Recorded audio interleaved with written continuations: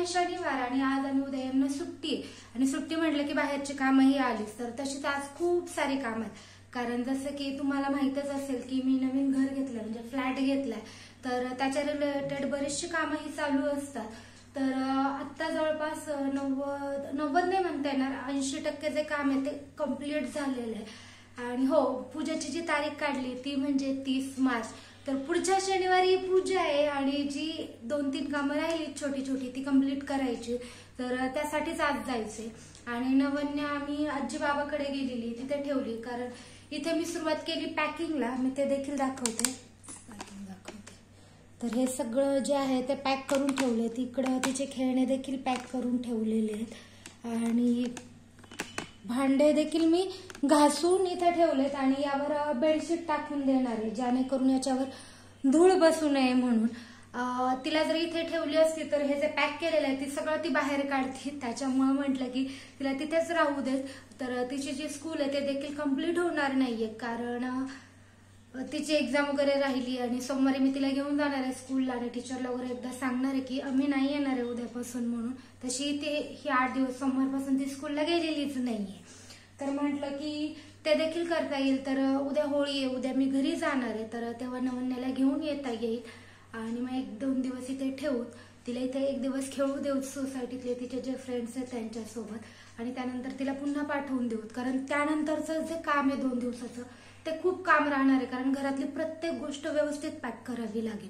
कारण नाही म्हटलं तरी मला शुक्रवारीच इथून जावं लागेल, कारण जे गुरुजी आहेत, जे ब्राह्मण आहेत ते शुक्रवारीच पूजा मांडून जातील संध्याकाळी, त्यामुळं तर हे सगळं चालू आहे. आणि हो, मी नाश्त्याला एक गोष्ट केली, ती म्हणजे अशी की रात्री मी इडल्या केल्या होत्या, त्यातल्या काही इडल्या शिल्लक होत्या. मी हे जे ते आधी देखील ट्राय केलं होतं, तर ते मला खूप आवडलं होतं, म्हणून म्हटलं की आज देखील करावं. तर काय केलं हे मी तुम्हाला दाखवते.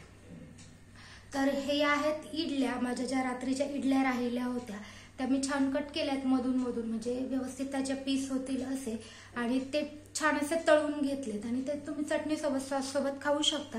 त्याचबरोबर फक्त ही जी इडली आहे तिच्यावर म्हणजे असं मसाले भुरभुरून देखील तुम्ही खाऊ शकता, ते खूप छान लागतं. तर तुम्ही देखील ट्राय करून पाहा. तर असं आहे आजचं काही नियोजन. आणि हो, आज माझं जे किचन आहे घराचं ते देखील कम्प्लीट झालेलं आहे, तर मी ते देखील तुम्हाला दाखवेल. किचन कम्प्लीट झाले म्हणजे मी ज्या काही ट्रॉलीज केल्या होत्या त्या कम्प्लीट झाल्या आहेत, छान वाटतंय आता. ते देखील दाखवेल. कुठली कुठली कामं म्हणजे ग्रिल्स, ते अजून आपला जो उंबरा असतो तो लावायचा होता, ते देखील झाले, तर ते देखील मी तुम्हाला दाखवते. चला तर मग. हो, कुठली कामं करायची राहिली ते देखील मी तिथे गेल्यावर तुम्हाला सांगते.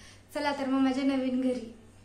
तर ह्या अशा झालेल्या आहेत किचन ट्रॉलीज. त्याचा कलर मी चूज करून घेतला आहे. साईडचं आहे ते ओव्हनसाठी मी करून घेतलं आहे ओपन, आणि हे वरती कबड केलेत आणि त्यानंतर या खाली ट्रॉलीज आणि काही जे कंपार्टमेंट आहेत ते करून घेतलेत. तर मी तुम्हाला दाखवते थोडं फार उघडून वगैरे, कारण कॅमेरा धरून हे सगळं खोलता येत नाही नीट. तर हा कप्पा करून घेतला. म्हटलं इथे प्लॅस्टिकचे किंवा काचेचे जे छोटे डब्बे मिळतात, कंटेनर मिळतात, त्यात डाळ वगैरे असं टाकून ठेवता येईल त्यासाठी. आणि हा इकडे एक जे आपले असतात ते ग्लास लावून घेतला आहे क्रॉकरीसाठी, पण माझ्याकडे एवढी क्रॉकरी नाही आहे, पण बघूयात कसं.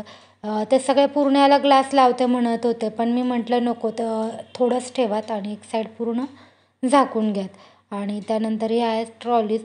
तर किचन ओटा जो आहे तो छोटा असल्यामुळे आणि किचनमध्ये जागा कमी असल्यामुळे थोडेसेच म्हणजे जे ट्रॉलीजच्या साईज वगैरे आहेत त्या पण थोड्या छोट्या झाल्यात, पण ठीक आहे. मला तरी वाटतं की माझे भांडे वगैरे यात बसून जाईल.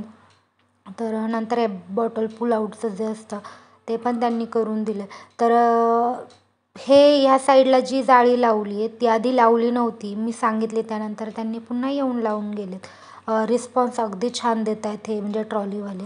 आता बऱ्याचशा जणांचं असं एकदा पैसे घेतले की लवकर येत नाहीत, पण असं नाही आहे. यांना जेव्हाही फोन करा, काही प्रॉब्लेम सांगत, ते येऊन व्यवस्थित करून किंवा असं का झालं हे सांगतात. तर हे असं झालं आहे किचनचं.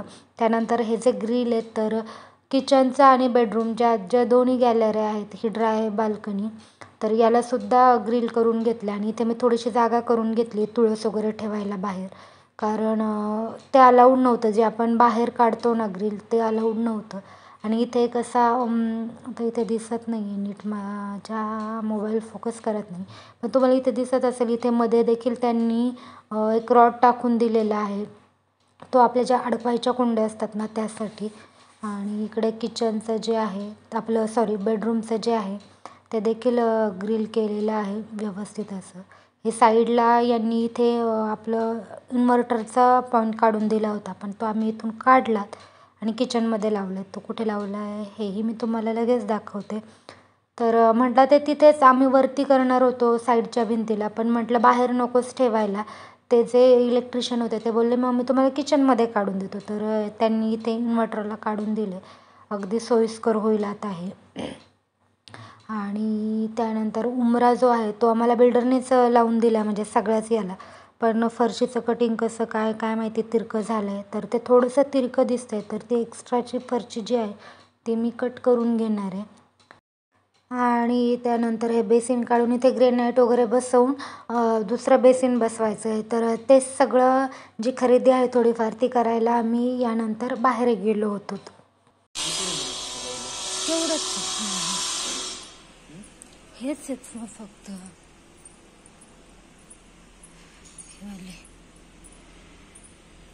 हवाला म्हणतो ना.